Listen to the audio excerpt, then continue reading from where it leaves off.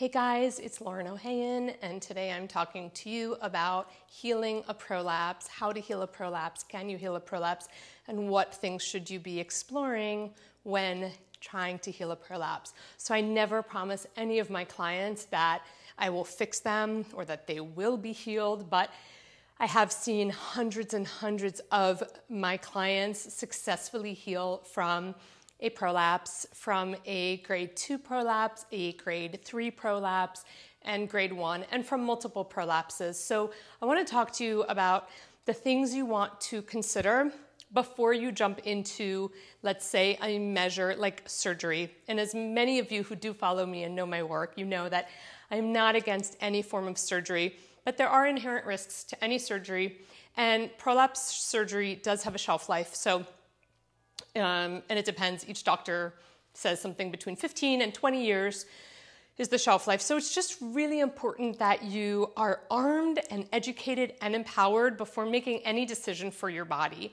I want to talk to you about the elements that I see contributing to prolapse and the areas that I work on in my practice all the time where then clients are healing from a prolapse. The prolapse might still be there, but the symptoms often go away. And that's really what we are after, because it is the symptoms that cause the most discomfort.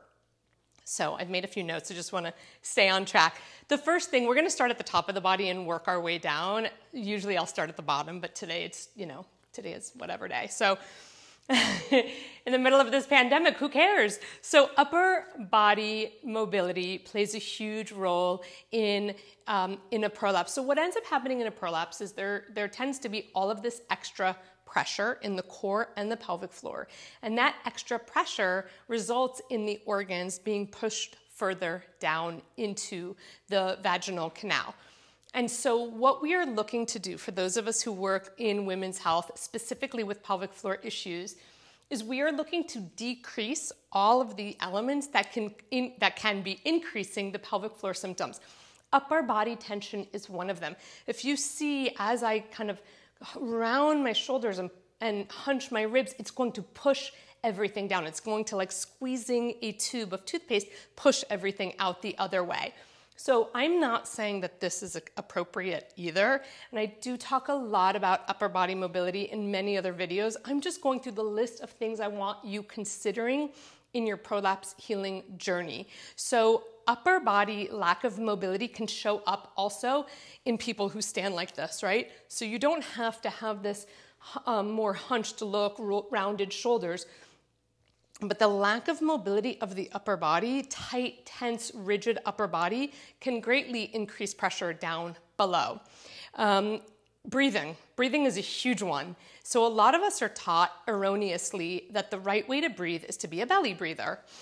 That as you inhale, your belly should inflate, and that as you exhale, your belly should deflate. And I'm here to tell you that that is really not correct. As we inhale, if we breathe solely into our belly, it's going to just increase pressure.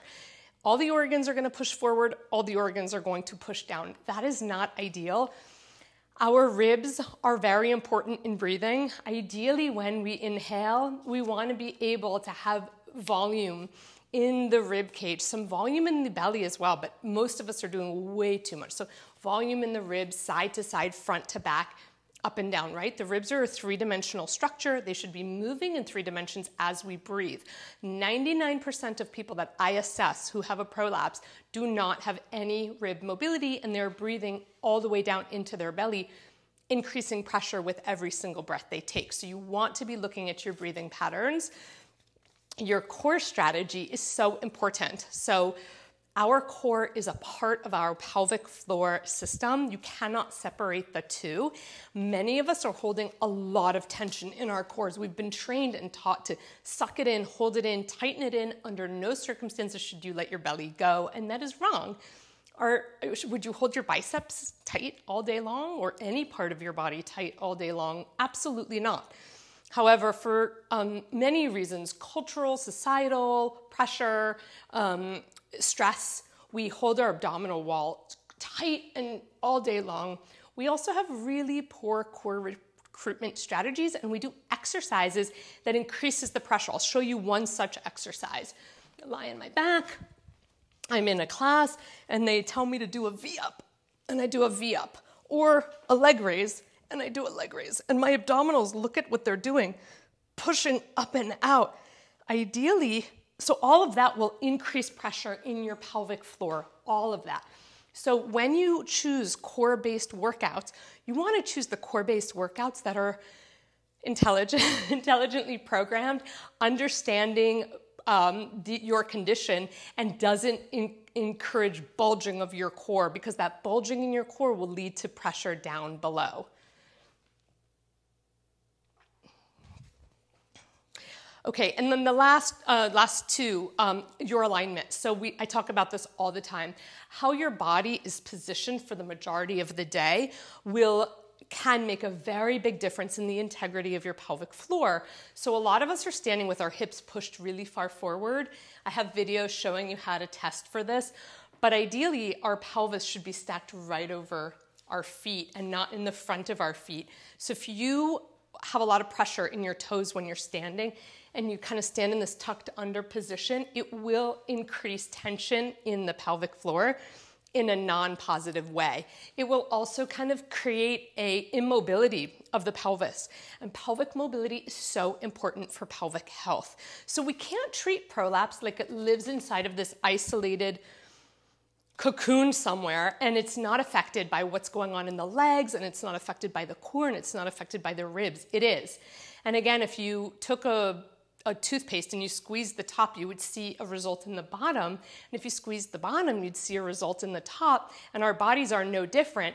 We need to have mobility and movement and I'm not saying you need to be a belly dancer, but you want to have mobility in the structures that the core and pelvic floor exist within, which would be your pelvis and your rib cage, in order to have a pelvic floor that's doing its job. And the final thing, well, there are two things. One of the last things is pelvic floor integrity. A lot of us, again, are just holding our pelvic floor muscles so tight. When we have a prolapse, we're often told that we need kegels, pelvic floor contractions, and most people with a prolapse, in my experience, have a pelvic floor that is already too tight. And now we're adding more tension to an already tense structure. So I'm not saying don't do your kegels, although I kind of am saying that. I am saying, though, that just because you have a problem in your pelvic floor doesn't mean that the answer to that is to squeeze and tighten your pelvic floor even more. Ideally, we're looking for integrity and harmony in the pelvic floor. And the final thing I want to talk about in healing your pelvic floor is your belief system. And so a lot of people I work with have been very disempowered by the medical system or by any provider they've worked with. They've been told that there is no healing, there is no answer, there is no this, there is no that, and that you should farm out your healing to everyone else. And the truth is that a negative mindset about it, all of that creates negative mindset, feeds negative mindset, and negative mindset just creates more stress and more tension. And your pelvic floor does not react well to stress and tension. And when you don't believe that you're capable of healing, you probably won't have the results you're looking for. So you've got to be in alignment. Like, your desires have to be in alignment with your beliefs. And I know it sounds woo, and I don't even mean it in a woo place, because they've done a lot of research on this very topic, that we want, like, it's called the placebo effect. We want our desires and our beliefs to be in line so that we can have the best possible outcome. That's it. Ask me any questions in the comments.